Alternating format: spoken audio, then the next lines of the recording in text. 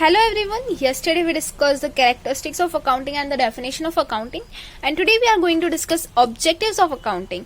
So objectives क्या होते हैं, जैसे define में जो terms थी वो तो अपन ने characteristics में clearly explain कर ली गई थी.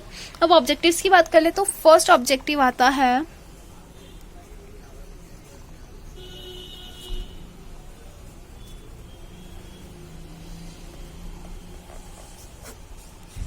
फर्स्ट ऑब्जेक्टिव अपने पास है मेंटेनिंग अकाउंटिंग रिकॉर्ड्स.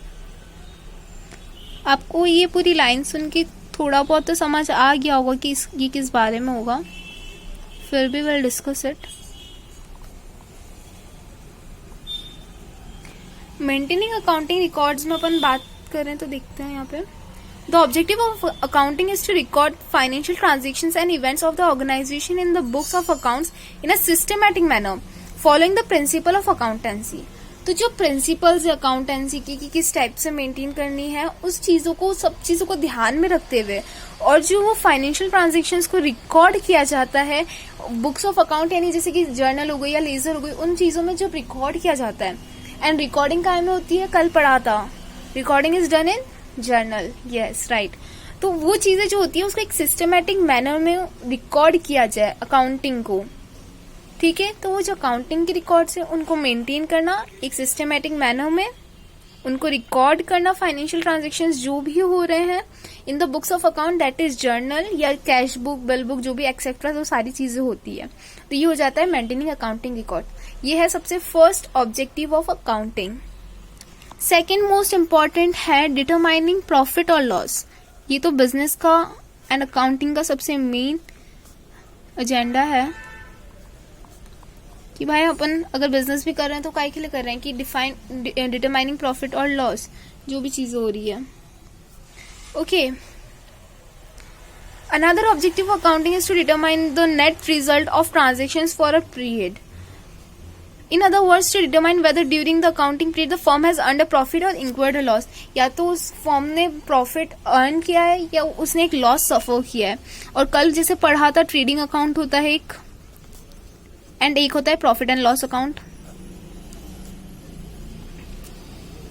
ओके, इन दोनों को अगर बना के या कंबाइन करके बोला जाए तो इनकम स्टेटमेंट निकलती है. और अगर अपन को डिटरमाइन करना है कि प्रॉफिट हुआ है या लॉस हुआ है तो वो किससे पता चलेगा, ट्रेडिंग से पता चलेगा या प्रॉफिट एंड लॉस से पता चलेगा. सो यह very good. Profit and loss account से पता चलता है net profit and net loss. ठीक है, net profit and net loss both. या फिर इनकम स्टेटमेंट से भी net profit and net loss का पता चलता है. बट ट्रेडिंग अकाउंट से gross profit and gross loss निकलता है, जो कि रियल नहीं होता है, बट रियल वाला ये होता है. ठीक है, ये तो था इसमें. तो अगर अपन को डिटरमाइन करना है कि प्रॉफिट हुआ है या लॉस हुआ है तो अपन डायरेक्ट जाएंगे इनकम स्टेटमेंट में.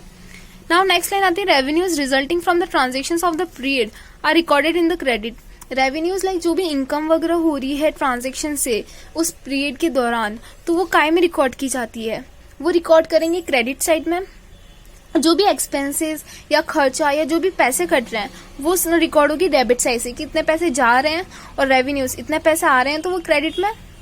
ठीक है, आना is in the credit side, पैसे आना या जो भी चीज़ है, एंड जाना लाइक एक्सपेंसेस वगैरह में, तो वो हो गया डेबिट साइड में. ये एक इजीली अंडरस्टैंडेबल है कि एक्सपेंसेस हो गए एंड ये रेवेन्यूज हो गई.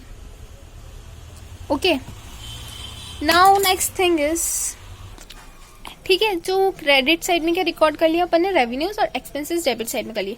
और जो डिफरेंस बिटवीन है, अब अपन को डिटरमाइन करना है प्रॉफिट और लॉस, तो डिटरमाइन होगा कैसे, ये तो पता चल गया कि चलो इससे प्रॉफिट लॉस पता चल जाएगा, बट निकालेंगे कैसे. तो जो डेबिट एंड क्रेडिट साइड का डिफरेंस होगा ना, ये जो डिफरेंस होगा इन दोनों की साइड का, तो उससे पता चल जाएगा कि प्रॉफिट हुआ है या फिर लॉस हुआ है. जो भी चीज होगी वो इससे पता चल जाएगी, कि डिफरेंस से पता चल जाएगा कि प्रॉफिट है या लॉस है. ठीक है, कि इज अदर प्रॉफिट और लॉस. 2 पॉइंट्स क्लियर हो गए. देन थर्ड तो सुनते ही समझ में आ जाएगा, कल डिस्कस किया था, determining financial position. Financial position term सुनते ही आपके दिमाग में सबसे पहली चीज क्या आनी चाहिए, यस करेक्ट, बैलेंस शीट. तो फाइनेंशियल पोजीशन कौन बताता है, बैलेंस शीट बताती है. Okay, it is non from the balance sheet. Financial position of the business is as relevant for the users of financial statements as is the income statement. जो financial position होती है ना business की, वो उतनी ही जरूरी है यूजर्स के लिए जितनी उनके लिए इनकम स्टेटमेंट जरूरी है. प्रॉफिट पता करना उतना है, जितना जरूरी प्रॉफिट पता करना है उतना असेट्स एंड लायबिलिटीज पता करना भी है. ओके, तो इनकम स्टेटमेंट क्या आ गया? Profit and loss account, statement of profit and loss in the case of companies. Okay, so third वाला पॉइंट भी नोट डाउन कर ही लेते हैं. डिटरमाइनिंग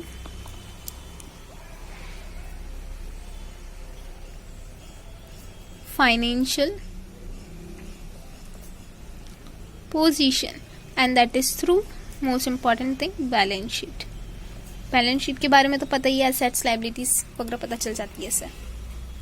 एंड सबसे इम्पोर्टेंटली फाइनेंशियल पोजीशन, इसे फाइनेंशियल स्टेटमेंट भी कहा जाता है, कल पढ़ा था. Okay, now fourth one, facilitating management. ये कल थोड़ा सा डिस्कस किया था, उसमें ये टर्म आई थी, मतलब ये टर्म नहीं आई थी बट इससे रिलेटेड आई थी, लाइक एनालाइजिंग एंड इंटरप्रेटिंग. तो उसमें ही ये चीजें हैं, जैसे फैसिलिटेटिंग मैनेजमेंट. मैनेजमेंट को फाइनेंशियल इंफॉर्मेशन की जरूरत क्यों पड़ती है?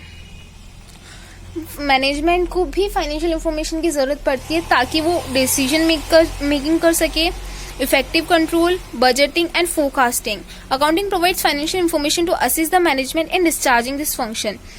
ठीक है, मतलब accounting information financial information management को रिक्वायर इसलिए होती है ताकि वो फर्दर डिसीजन बना सके. अगर कंपनी लॉस में जा रही है तो उसको या फिर बिजनेस लॉस में जा रहा है तो वो चीजें क्या इम्प्रूव करें कि लॉस को हटाया जा सके, प्रॉफिट गेन किया जा सके. या अगर कंपनी प्रॉफिट में जा रही है तो मैनेजमेंट ये भी देखेगा कि प्रॉफिट किस वजह से हो रहा है ताकि वो उसको और बेटर बना सके, ताकि अच्छा प्रॉफिट और ज्यादा मिले. तो ये जो सारी चीजें हैं उसे डिसीजन मेक कर सके. इफेक्टिव कंट्रोल, अगर लॉस हो रहा है तो उसको कंट्रोल कर सके. बजटिंग इश्यूज वगैरह जो भी होते हैं वो इससे सॉर्ट आउट हो जाएंगे. फोरकास्टिंग, फ्यूचर प्लानिंग वगैरह. तो अकाउंटिंग ये प्रोवाइड करता है फाइनेंशियल इंफॉर्मेशन यूजर्स को, मैनेजमेंट को, ताकि वो उस फंक्शन को अच्छे से यूज में ले सके. ओके, देन फिफ्थ आता है providing accounting information to users. Yes, ये कल पढ़ा था, वही है. जैसे फॉर एग्जाम्पल, पहले फोर्थ वाला पॉइंट एक बार लिख लेते हैं. Facilitating management.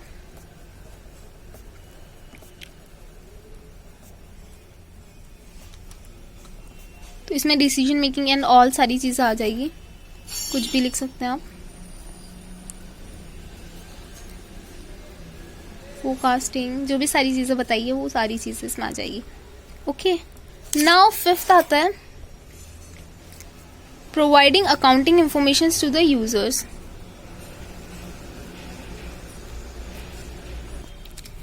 इसमें मैं आपको कल मैंने इतना अच्छे से एक्सप्लेन नहीं किया था, but let me explain here.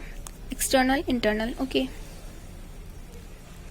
जैसे एक्सटर्नल इंटरनल आगे इसी चैप्टर में आएंगे तो मैं और डिटेल में समझा दूंगी, बट एक ब्रीफ इंट्रोडक्शन इससे करवा देती हूँ आपका. जैसे सपोज इसमें एक एग्जांपल लिया इन्वेस्टर्स, इसमें इंटरनल में ले लिया सबसे इंपॉर्टेंट ऑनर या फिर मैनेजमेंट ले लेते हैं. इसमें इन्वेस्टर्स या शेयर होल्डर्स वगैरह हो गए या पब्लिक हो गई, इसमें तो बहुत सारा आ जाता है. ठीक है, और नाउ लेट्स अकाउंटिंग इंफॉर्मेशन. सबसे पहले अगर एक्सटर्नल यूजर्स की बात करी जाए तो इन्वेस्टर्स को अकाउंटिंग इंफॉर्मेशन की क्या जरूरत है? इन्वेस्टर्स अकाउंटिंग इंफॉर्मेशन लेंगे कंपनी की, तभी वो उसमें इन्वेस्ट करेंगे, वरना पता चलेगी कंपनी लॉस में जा रही तो वो उसमें थोड़ी इन्वेस्ट करेंगे कि उनका पैसा डूब जाए. वो तो इस कंपनी में इन्वेस्ट करेंगे जो प्रॉफिट में हो या जिनकी अकाउंटिंग इंफॉर्मेशन या फाइनेंशियल पोजीशन अच्छी हो, ताकि उन्हें गेन हो, ताकि उनका इन्वेस्टमेंट बेकार ना जाए, उन्हें भी प्रॉफिट हो. तो इन्वेस्टर्स भी क्या देखेंगे? अकाउंटिंग इंफॉर्मेशन देख के उसी पे डिसीजंस लेंगे. सेकेंड, इंटरनल यूजर्स, ऑनर सबसे इंपॉर्टेंट. ऑनर या मैनेजमेंट में तो यहाँ पे जो चीजें बताई वही हो गया कि उनको भी अकाउंटिंग इंफॉर्मेशन चाहिए ताकि वो डिसीजन ले सके. या लॉस में जा रही कंपनी तो क्या इंप्रूवमेंट किया जा सकता है, प्रॉफिट में जा रही है तो क्या और अच्छी ग्रोथ के लिए क्या किया जा सकता है, तो वो सारी चीजें इसमें हो जाएगी. Now fifth point is also clear. Now last and final one is sixth, protecting business assets.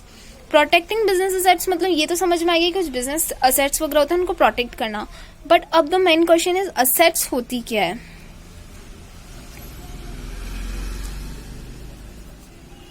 What are assets, ये क्या है? Do you know that? जैसे business, for example general store का बिजनेस है, तो जनरल स्टोर का business के लिए आपके पास जो भी ग्रोसरीज है वो तो आपके हो गए प्रोडक्ट्स जो आपको सेल करने, गुड्स हो गए वो तो ओके। एंड अब वो जो बिजनेस चलाने के आपको जैसे चीजें चाहिए, फॉर एग्जांपल आपने आजकल बहुत से ग्रोसरी स्टोर्स में देखा होगा कि कंप्यूटर्स वगैरह होते हैं सारे वर्किंग के लिए, तो वो जो कंप्यूटर हुआ वो उस बिजनेस की क्या हो गई, असेट हो गई। वो कंप्यूटर रीसेल पर्पस के लिए नहीं है, वो बिजनेस के लिए ही एक्वायर किया गया है। तो जो चीजें बिजनेस को चलाने के लिए एक्वायर की जाए legally, that are known to be as assets. और जो अपन गुड्स जो अपन चीजें सेल करने के लिए लाते हैं for business purpose, for the purpose of resale, that are known to be goods. ये आगे बिजनेस में पढ़ेंगे वैसे तो, बट अकाउंट्स में एक बार एक्सप्लेन कर देते हैं ओके। फॉर एग्जाम्पल सबसे इंपॉर्टेंट चीज क्या है, असेट में आपको लाइन वाइज बताती हूँ। जैसे लैंड है तो वो अपनी असेट्स हो गई, लैंड के ऊपर क्या बनती है, बिल्डिंग, वो असेट्स हो गई। बिल्डिंग के अंदर क्या होता है, फर्नीचर, वो असेट हो गई। वो बिजनेस पर्पस के लिए है, बिजनेस में सेल करने के लिए नहीं है ओके। और फिर फर्नीचर हो गया, कंप्यूटर हो गया, जो भी वो चीजें होती है वो सारी क्या हो जाती है, असेट्स हो जाती है। एंड जो रीसेल के लिए होता है वो तो गुड्स हो जाता है।